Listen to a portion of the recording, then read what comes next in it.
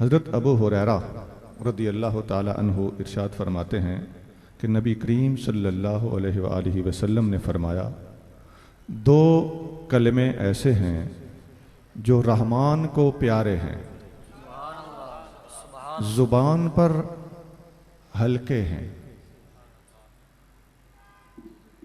मीज़ान तराजू में वज़नी हैं। सुबहान अल्लाह व बिहम्दिही सुबहान अल्लाहिल अज़ीम। ये वो दो कलमे हैं। मुझे टाइम का इख्तिसार कानों में फूंक दिया गया है।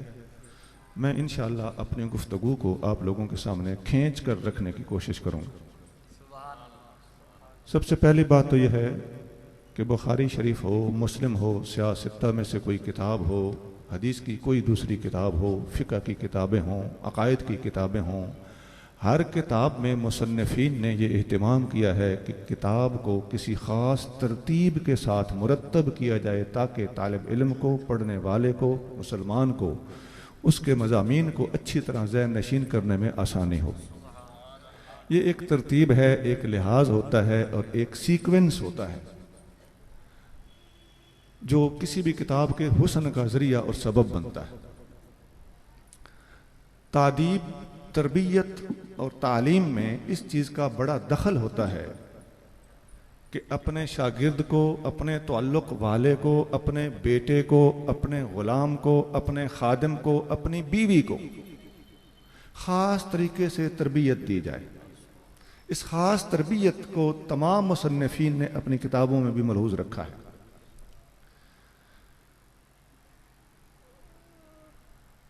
तालिब इल्म को पढ़ाते वक्त अबवाब का ख्याल रखना, तालिब इल्म को पढ़ाते वक्त उसकी नशिस्त का कि इसको कहाँ बैठाना है ये ख्याल रखना, उस्ताद को कैसे बैठना है ये ख्याल रखना, स्पीकर किसके सामने होना चाहिए और किस वक्त होना चाहिए इस बात का ख्याल रखना, ब्लैक बोर्ड कहाँ होना चाहिए इस बात का ख्याल रखना, उस्ताद का स्टेज या वो फट्टा जिस पे वो खड़ा होता है वो कितना ऊंचा होना चाहिए, उसके इंच भी अगलों ने नापे हुए हैं। ब्लैक बोर्ड किधर होना चाहिए, पॉइंटर किधर होना चाहिए, उस्ताद ने ब्लैक बोर्ड के किस तरफ खड़े होना है और पॉइंटर को कौन से हाथ में पकड़ना है।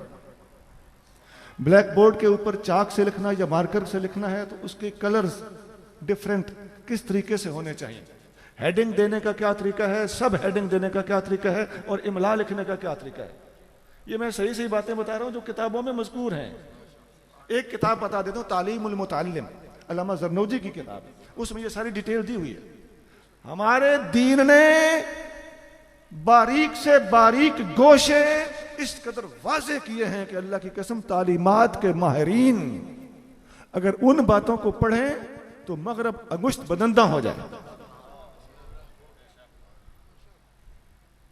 डायग्राम से समझाना यहां तक हदीसों में मज़कूर है। आका करीम सल्लल्लाहु अलैहि वसल्लम ने जमीन पर लकीर खींची, यह मिस्कात में हदीस है, किताबुल इत्तिसाम बिल किताब व सुन्नह। फरमाया ये अल्लाह का रास्ता है। फिर उसके दाएं बाएं छोटी छोटी लकीरें खींची। फरमाया ये छोटे छोटे रास्ते हैं, इन पर शैतान बैठा हुआ है और लोगों को कहता है इधर आ जाओ, इधर आ जाओ। मेरे उम्मतियों में ये मेन रास्ता मत छोड़ना, ये अल्लाह और अल्लाह के रसूल का रास्ता, ये सिराते मुस्तकीम है। अब मेन रास्ता क्या मतलब है? ये इजमा का रास्ता है, उम्मत की अक्सरियत का रास्ता है, जमहूर का रास्ता है, कुरान और सुन्नत का रास्ता है, खुलफाए राशिदीन और अहले बैत का रास्ता है, हुजूर सल्लल्लाहु अलैहि वसल्लम की उम्मत की अक्सरियत का रास्ता। ये मैंने डायग्राम के हवाले से बात कर दी। आका सल्लल्लाहु अलैहि वसल्लम ने हर मामले में तरबियत फरमाई। फरमाया 7 साल का बच्चा हो तो उसे नमाज पढ़ने का हुक्म दो, 10 साल का हो जाए तो नमाज न पढ़े तो उसे सजा दो, मारने की इजाजत। बच्चे को 10 साल का हो जाने के बाद बैठ जाइए, बैठ जाओ नीचे।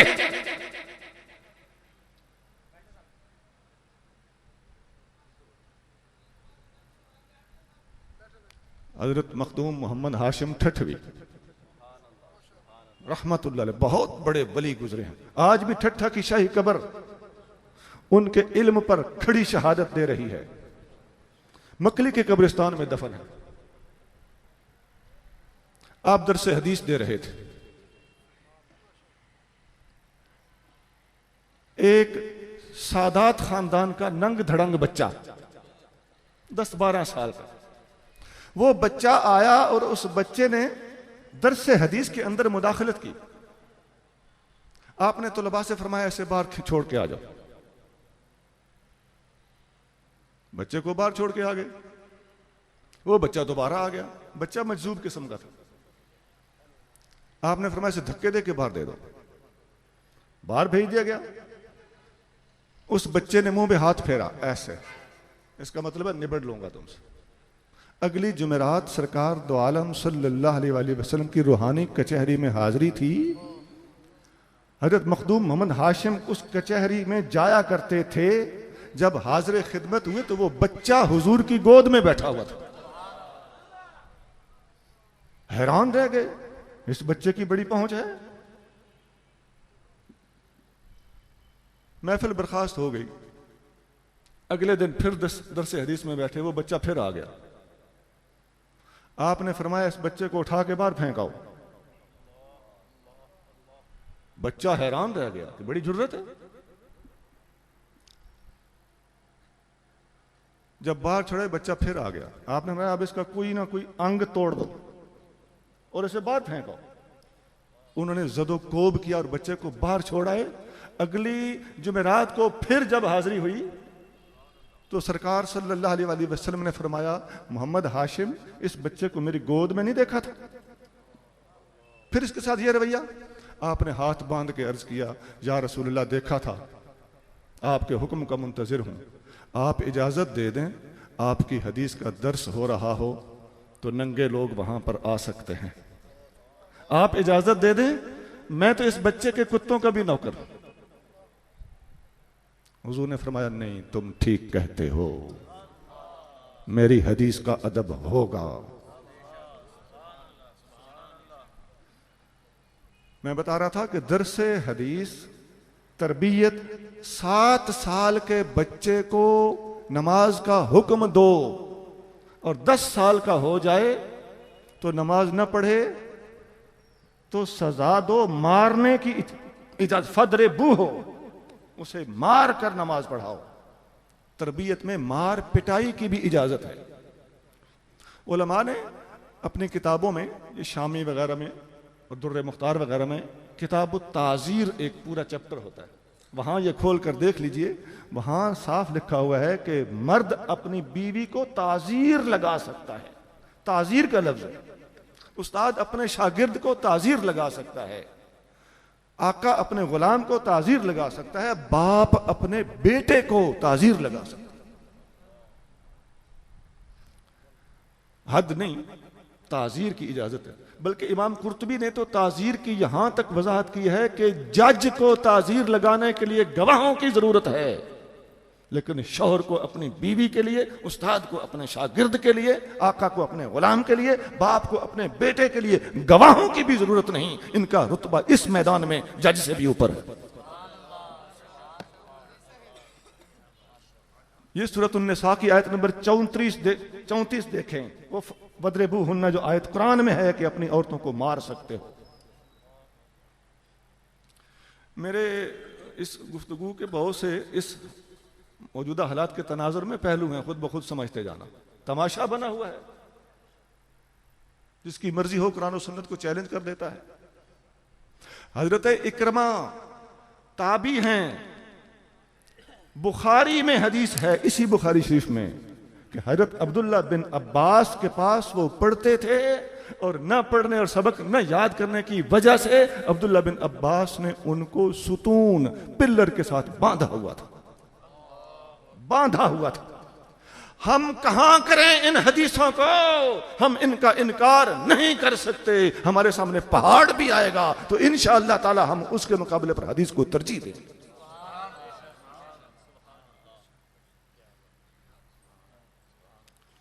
हदीस में आता है, अल्लाह के महबूब सल्लल्लाहु अलैहि वसल्लम ने इरशाद फरमाया, रहमल्लाहु अब्दन, अल्लाह रहम करे उस बंदे पर, अल्लक़ सौतहू व अद्दब अहला, जिसने अपना सोटा डंडा लहरा के रखा और अपने घर वालों को तरबियत दी। बाप को मां की तरह बुद्धू नहीं होना चाहिए, मोहब्बत का अंधा पैकर नहीं होना चाहिए। मैं मोहब्बत के पैकर की नफी नहीं कर रहा, अंधे पैकर की नफी कर रहा। बच्चे पर बाप की मोहब्बत का साया भी होना चाहिए, लेकिन थोड़ा थोड़ा डर भी होना चाहिए। अल्लाह का सौतहू, डंडा लहरा के रखो, मार मार कर उसे बिगाड़ने की बजाय लहरा के रखना ताकि उसे नजर आता रहे। वो अंग्रेजी में एक जुमला है,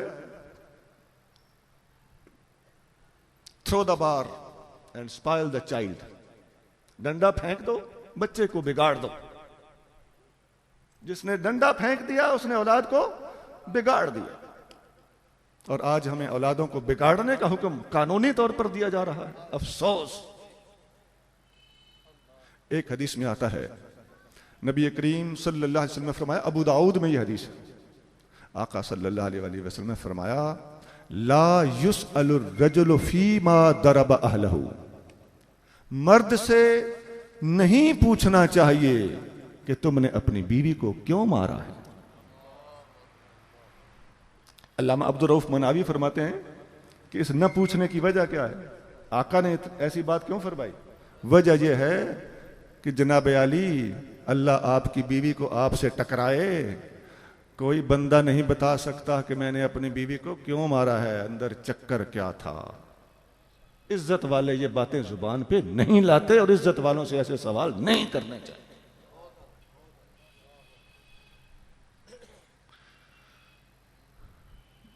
मेरी गुफ्तगू का एक पहलू तय हुआ, दूसरी तरफ चलता हूं। ये सारी बातें मैंने शॉर्ट टाइम में यकजा करके आपके सामने रख दी हैं। सवाल यह है कि इन बातों का असर क्यों नहीं हो रहा। उलमा कुरान पढ़ते रहते हैं, कुरान में है वदरिबूहुन्ना, अपनी बीवियों को मारो, सूरतुन निसा है, आयत नंबर 34 है। इनको वाज करो, न समझें इनसे अलग सो जाओ, न समझें इनको मारो। तीनों स्टेप बयान हुए। शागिर्द को मार सकते हो, बेटे को मार सकते हो। इन बातों का, इन आवाजों का आगे असर क्यों नहीं हो रहा, इसके अंदर इफेक्टिविटी क्यों नहीं है, तासीर क्यों नहीं है। इसकी बहुत सी वजूहात है। इनमें एक अहम वजह यह है कि ये लोग उलमा को अनपढ़ और पुराने जहन वाले, कुरान और सुन्नत उठाए फिरते हैं, ये इस किस्म का समझते हैं। और उलमा को अनपढ़ समझने की वजह खुद अनपढ़ होना है।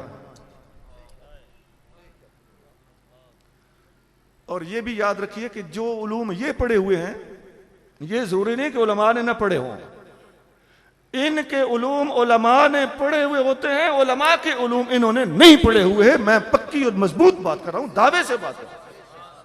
उलमा के उलूम इनके पास नहीं होते, इनके उलूम उलमा के पास होते हैं। भाई क्या इल्म है इनके पास, अंग्रेजी बोल लेते होंगे। Okay come on, talk in English, I can speak it frequently. मैं धड़ल्ले से फराफर इंग्लिश बोल सकता हूं। ये कौन सी बड़ी बात है, ये कोई इल्म है। अंग्रेजी तो अंग्रेज औरतें, बुढ़ियां, अनपढ़ जांगली अंग्रेज भी अंग्रेजी बोलती है। जांगली अंग्रेजन अंग्रेजी बोलती है कि नहीं बोलती। ये कौन से फख्र की बात है। इसकी वजह से हम बख्शे जाएंगे, कब्र में आजाद हो जाएंगे, जन्नत मिल जाएगी। अंग्रेजी बोल तो अरबी बोल लेना भी जन्नत की तसल्ली नहीं देता। अबू जाल को अरबी ठीक ठाक आती थी, बड़ा फसीह हो बलीग आदमी था। हकीकत पसंद बनाओ। तुम साइंस उठाए फिरते हो, आ जाओ हमसे बहस कर लो, साइंस पर बहस कर लो। मालिक्यूल तुम समझते हो मौलवी को नहीं आता, एटम नहीं आता, न्यूक्लियस नहीं आता, प्रोटॉन न्यूट्रॉन नहीं आते, इलेक्ट्रॉन नहीं आते, लेप्टॉन नहीं आता, क्वाजिक नहीं आता। इलेक्ट्रॉन फर्दर सब डिवाइड हो चुका है, सब मौलवी को पता है।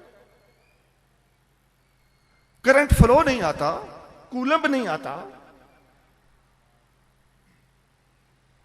रजिस्टर नहीं आता, कॉइल नहीं आती, कैपेसिटर नहीं आता, ट्यून सर्किट नहीं आता, पैरेलल सर्किट नहीं आता, सीरीज सर्किट नहीं आता, पॉजिटिव नेगेटिव नहीं आता, एसी डीसी नहीं आती, डायरेक्ट अल्टरनेटिंग करंट का हमें फर्क नहीं आता, मोटर जनरेटर नहीं आते, हमें क्या नहीं आता और तुम्हें क्या आता है? अभी तो मैंने वायर की बात की, मैं वायरलेस की तरफ तो गया ही नहीं। हमें प्राइमरी प्रोपेगेशन नहीं आती, सेकेंडरी प्रोपेगेशन नहीं आती, क्या नहीं आता हमें? मैं 18 साल एयरफोर्स में मुलाजमत करता रहा हूं और F-16 का स्पेशलिस्ट हूं। मैं अपनी बात कर रहा हूं, F-16 का फ्लाइट कंट्रोल स्पेशलिस्ट हूं। मैंने ये बात इसलिए कहनी नहीं थी, इसलिए कि ये ना समझ लें कि जो मैंने जुमले कहे मैंने किसी किताब में शायद देख के रट रट के तकरीर तैयार की है, ऐसा नहीं है। ये मुझे बात मजबूरन करना पड़ी, क्योंकि इसमें एक तकब्बुर का पहलू भी आपको महसूस होगा, लेकिन नहीं, उस बात को मैं दफा करता हूं। मैं तो सिर्फ और सिर्फ हुजूर के गुलामों की शान बयान करने के लिए उन लोगों को चैलेंज देना चाहता हूं जो खुद को पढ़ा लिखा समझते हैं, कुरान और सुन्नत जानने वालों को अनपढ़ समझते। वो तुम्हारी इकोनॉमिक्स जो आज तक ट्रेड साइकिल को ही नहीं एडजस्ट कर सकी, जो हर 8 साल के बाद आता है, और तुम तलब और रसद के तवाजुन से कीमतों का तयन करते हो, और इसने वो फसाद बर्पा किया है मार्केटों में कि माशियात तुमसे कंट्रोल नहीं हो रही, सप्लाई एंड डिमांड। ये कानून ही इतना गंदा है कि इस्लाम के सिवा कोई इसको हल ही नहीं कर सकता। माफ करना, ये कुछ अल्फाज मैं ऐसे बोल रहा हूं जिनका ताल्लुक इकोनॉमिक्स के साथ। हमने माइक्रो इकोनॉमिक्स भी पढ़ी है जो 15वीं जमात में पढ़ाई जाती है, और मैक्रो भी पढ़ी है जो 16वीं में पढ़ाई जाती है। देखो,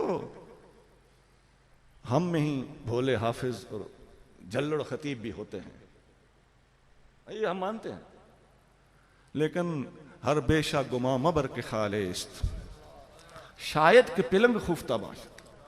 हर झाड़ी खाली ना समझो, शायद किसी झाड़ी पे डंडा मारो और उसमें शेर सोया हुआ।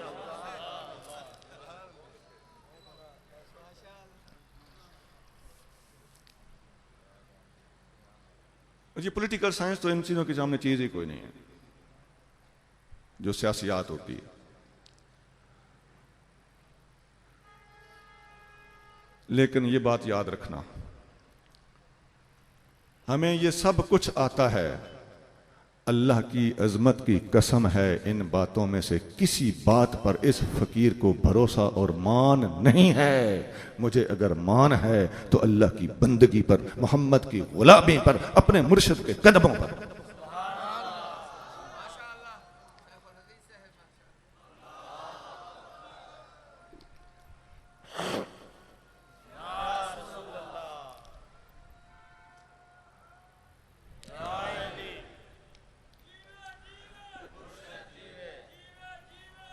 हमारे यहां जो खराबी है,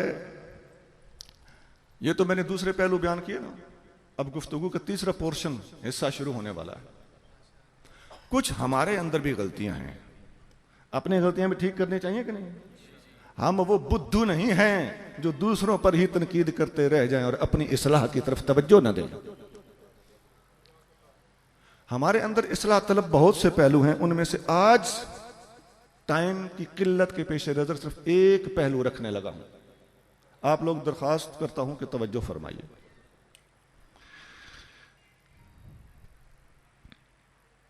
मैं साथ साथ टाइम चेक कर रहा हूं, क्योंकि सरकारी तौर पर टाइम की कुछ पाबंदी है।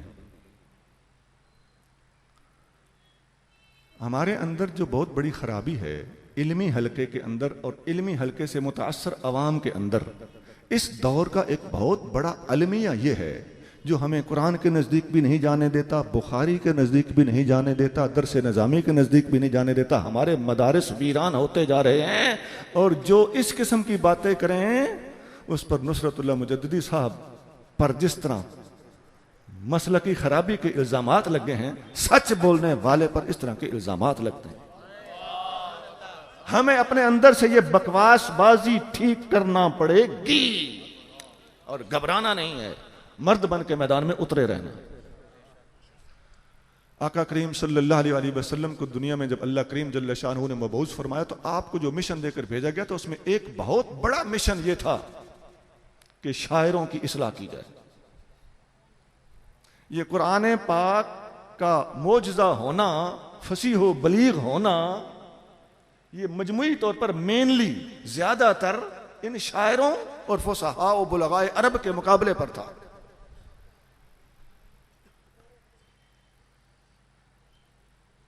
पहली बात तो यह है कि अल्लाह ने कुरान में इरशाद फरमाया है कि शायरी नबी की शान के तो लायक ही नहीं है। वमा अल्लमना शेरा वमा यंबगी लह, हमने अपने महबूब को शायरी नहीं सिखाई, नहीं मेरे नबी की शान के लायक है। दूसरी बात, कुरान में अल्लाह करीम इरशाद फरमाता है अश्शुअरा यत्तबिहुमुल गावून, ये सूरत अश-शुअरा की आयत नंबर 224 है। ये 224, 225, 226, 227 ये 4 आयतें मुसलसल हैं। मैं शार्ट टाइम में आपके सामने खींच के रखता हूं। शायरों की पैरवी गुमराह लोग करते हैं। पहला जुमला काबिल गौर जुमला है कि नहीं? कान खड़े कर लेने चाहिए कि नहीं? इस रास्ते पर चलते वक्त होश करना चाहिए कि नहीं? अगले जुमला, अगला अल्फाज सुनिए, अगली आयत सुनिए, 225 नंबर आयत। अलम तरा अन्नहुम फी कुल्लि वादिन यहीमून, ए महबूब आप देखते नहीं ये हर वादी में भटकते फिरते हैं। वादी से मुराद पहाड़ों की वादियां नहीं है, वादी से मुराद है ये हर जगह पहुंच जाते हैं, हर स्टेज पे पहुंच जाते हैं, बुलाए से भी पहुंच जाते हैं, बगैर बुलाए भी पहुंच जाते हैं, और हर मौजू पर लिखते हैं, हर सिनफ पर लिखते हैं। वो पहले वाली फनून की तरह यहां भी मैं अर्ज कर दूं, मैं खुद शायरी जानता हूं, मैं 8 जुबानों में आका की मैंने नातें लिखी हैं। ये बात मैंने क्यों बताई है? यहां कोई ये ना सोचे ये शायरों के बारे में बोल रहा है तो नातिया शायरी का क्या बनेगा। जो हजरत हसन बिन साबित ने की है वो मैं अभी वाजे करता हूं। जनाब ये हर वादी में पहुंच जाते हैं, भटकते फिरते हैं, हर मौजू पर लिखते हैं। उसने नात पे भी लिखा है, उसने गजल पे भी लिखा है, उसने आजाद शायरी भी की है, उसने गाने भी लिखे हैं, उसने धमाल भी लिखी है। ये बड़ा ज्यादा फन खान होता है जो हर तरफ लिख ले।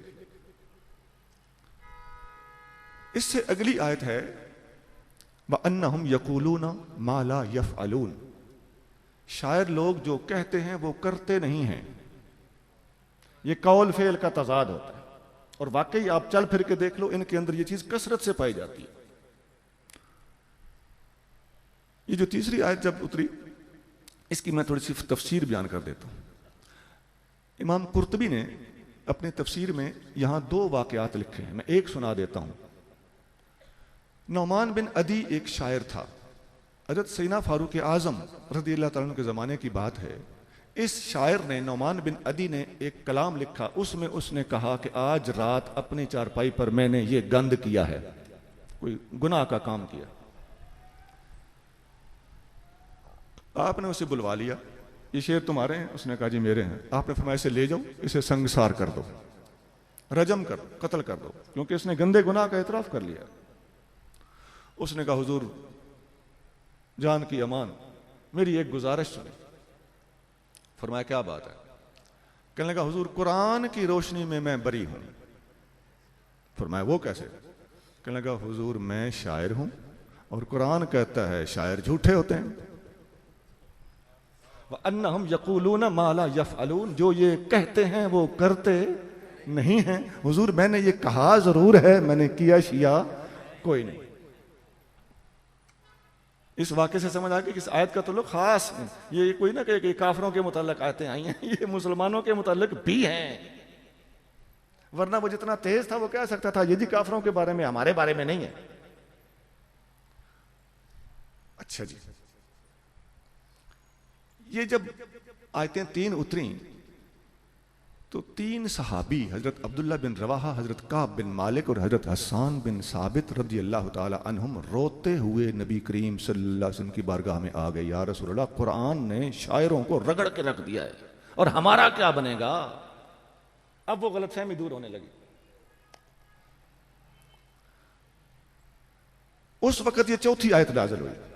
वो चौथी आयत सुनिए, अल्लाह ने आयत नाज़िल फरमाई, इल्लल्लज़ीना आमनू व आमिलुस्सालिहात व ज़करुल्लाह कसीरा।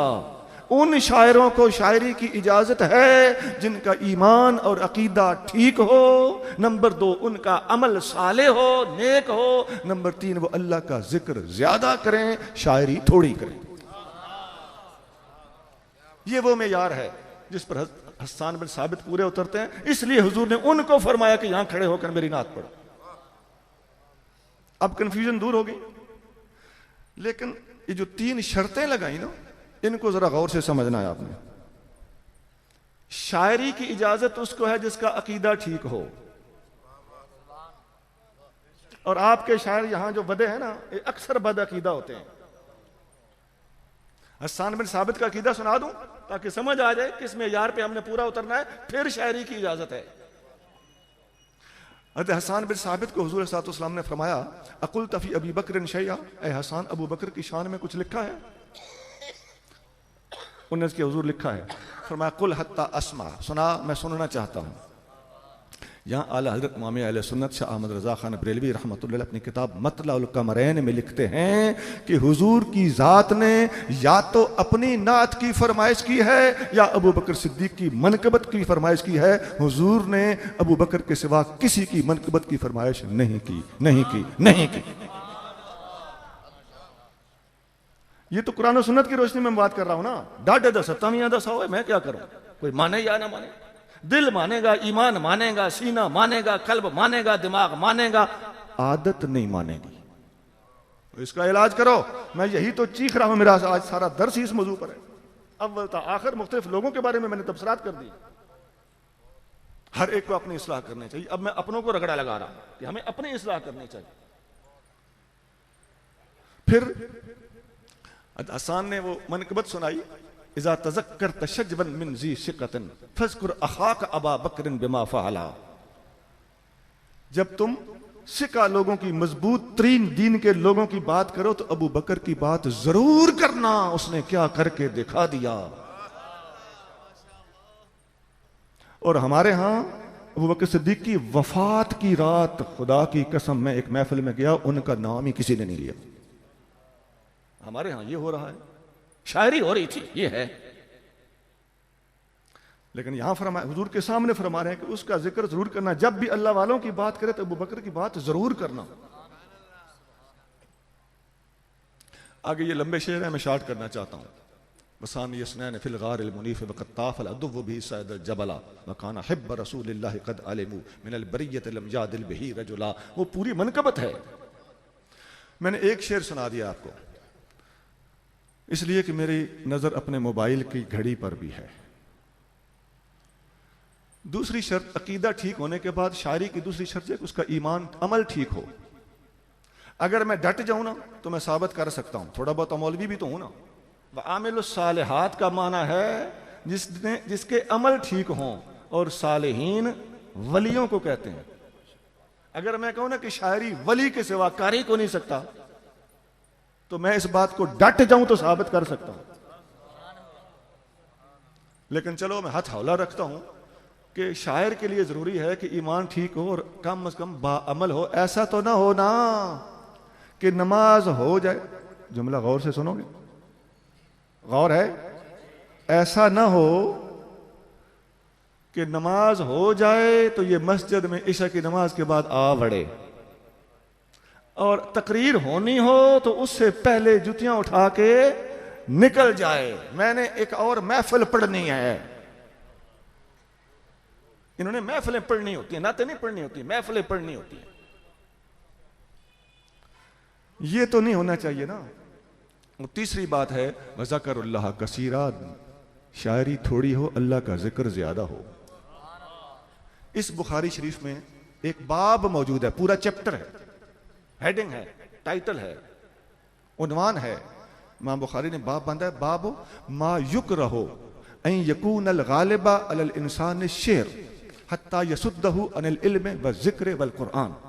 ये नाजायज है कि किसी आदमी पर शायरी इतनी गालिब हो कि शायरी कम हो, शायरी ज्यादा हो और इल्म कुरान और जिक्र थोड़ा हो, ऐसी शायरी ममनू है। ये पूरे बाब का नाम है। अच्छा, इसमें एक हदीस सुना देता हूं। इस बाब के अंदर बुखारी मुस्लिम में एक हदीस है। आका करीम सल्लल्लाहु अलैहि वसल्लम ने फरमाया, लइन यमतलिय जौफ अहदिकुम कैहन खैरुल लहु मिन अन यमतलिय शेरन।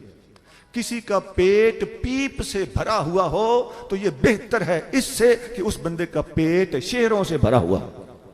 अब मुझे बताइए, हमारी स्टेजों पे क्या होता है? यहां की बात नहीं कर रहा, यहां तो मैंने बहुत उलमा को देखा है स्टेज सेक्रेटरी के तौर पर।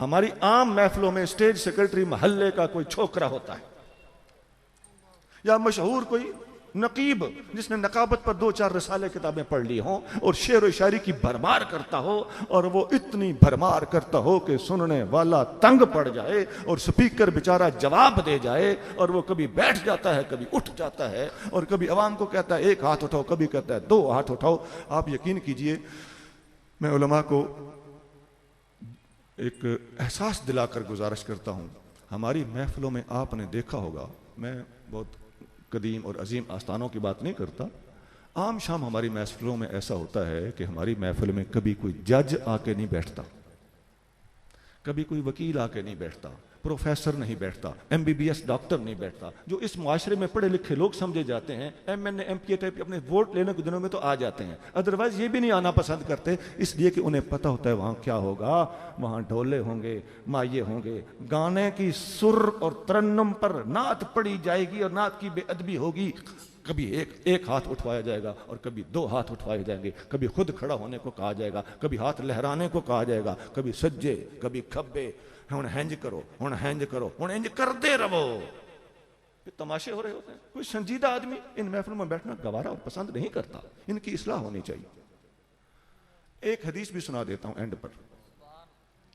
मुस्लिम शरीफ में एक हदीस है, 6395 हदीस नंबर है। मैंने नंबर बता दिया, बिल्कुल एक्यूरेट नंबर बताया, ठीक नंबर बताया है। इस हदीस में है, नबी करीम सल्लल्लाहु अलैहि वसल्लम ने एक सहाबी अब्दुल्ला बिन रवाहा को बुलवाया, फरमाया मेरी नात कैसे पढ़ोगे, सुनाओ। उन्होंने नात पढ़ी। हुजूर सल्लल्लाहु ने, हदीस में आता है लम युर्दे, हुजूर ने नापसंद फरमाई। अब सहाबी नात लिख के हुजूर नापसंद फरमा दे तो ये 15वीं सदी वाले तो फिर गए ना, सारे जग की तरह बैठ गए, इतबार ही कोई ना रहा। फिर रिक्का बिन मालिक को बुलाया, फिर आखिर में हजरत हसन बिन साबित को बुलवाया। उन्होंने अर्ज किया हुजूर अब आपने शेर को बुलाया है। हुजूर ने फरमाया ला ताजल, आप भी जल्दी न करो, फाते अबा बकर, आप अबू बकर के पास जाओ, मेरी लात लिखना आसान नहीं है। कई फतह जो हम अना मिन हम, तुम काफरों के खिलाफ लिखोगे, वो खूनी तौर पर तो मेरे रिश्तेदार है ना, ईमानी तौर पर ना सही, तुम उन्हें गाली दोगे, वो गाली मुझे जाएगी, मेरी नात लिखना आसान नहीं है। इन अबा सुफियान इब्न अम्मी, अबू सुफियान मेरे सगे चाचे का बेटा है, तुम उसके खिलाफ लिखोगे तो कैसे लिखोगे। फाते अबा बकरन, अबू बकर के पास जाओ, इन्नहु आलम अंसाब कुरैशन, वो कुरैशियों के नस्ब और खानदानी पीढ़ियों को सबसे ज्यादा जानता है। हत्ता युलखिस लक नस्बी, वो जब तक मेरा खानदान तुझे समझाए नहीं उस वक्त तक तुमने नात नहीं लिखनी।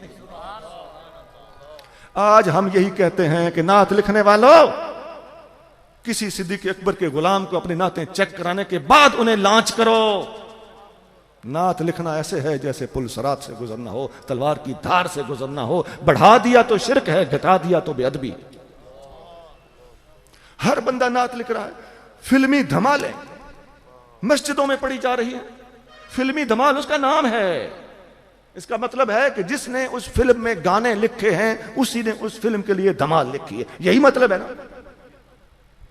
न वो अल्लाह है, न अल्लाह का रसूल है, न वो वली है, न वो आलिम है, फिल्मी गाने लिखने वाला धमाली आदमी है, और उसकी धमाल को इतनी पजीराई दी जा रही है। और हमारा मसलक उसके मुताबिक अपना अकीदा बदल रहा है। हमारी आवाम का ये आलम है, और ये बताने वाला कोई नहीं। स्टेजों पे हम लोग ये बातें बताते नहीं हैं, हम आवाम को मुतमईन करते रहते हैं। मुझे टेलीफोन पे बता दिया जाता है, इस दफा नहीं हुआ, यहाँ का स्टेज मुख्तलिफ है, ये मैं बता रहा हूँ ईमानदारी से, इन्होंने मुझे ऐसी बात नहीं की, मैं आम बात कर रहा हूँ। मुझे फोन पे पहले बता दिया जाता है जी आपने खिताब करना है, अवाम दा भी कुछ ख्याल रखियो, यानी कुछ दौड़े माइये भी सुनाना, कुछ लतीफे सुनाना, अवाम को मुतमईन करना भी जरूरी है कि भला अवाम की फरमाइशें पूरी करने से ही हमने अपने मसलक को तबाह किया है। अवाम की फरमाइशें पूरी नहीं की जाती, अवाम की इस्लाह की जाती। मेरे अंदर अभी बहुत से अरमान हैं जो वक्त की किल्लत ने पूरे नहीं होने दिए, और ये अल्लाह का करम है कि मैं इस किस्म के खिताब करता रहता हूँ, आज नहीं तो किसी और जगह से ही। मैं अपना पैगाम है जो मुस्तफ़ा करीम सल्लल्लाहु तआला अलैहि वसल्लम की अहादीस की रोशनी में पेश करता रहता हूँ, करता रहूँगा, और आज भी कर दिया है। अल्लाह करीम मुझे आपको अमल की तौफीक अता फरमाए, इस मदरसे को अल्लाह ताला तरक्कियाँ अता फरमाए। इस मदरसे के लिए मैंने पिछली दफ़ा में आया तो मैंने कसम खा के अल्लामा एहसान साहब से कहा था कि अगर मैं मालदार आदमी होता तो मैं अपनी जेब से आपको मदरसा खरीद के देता। हाल वही है। अल्लाह की भी तकसीम बड़ी प्यारी है, जिसको दीन देता है उसको दुनिया के मामले में इब्तिला में रखता है, और जिसको दुनिया देता है अक्सर ऐसा होता है कि उसका ज़हन दीन की तरफ नहीं होता। हाँ, हर कोई उस्मान गनी भी नहीं होता। व आखिर दावाना अनिल हम्दुलिल्लाहि रब्बिल आलमीन।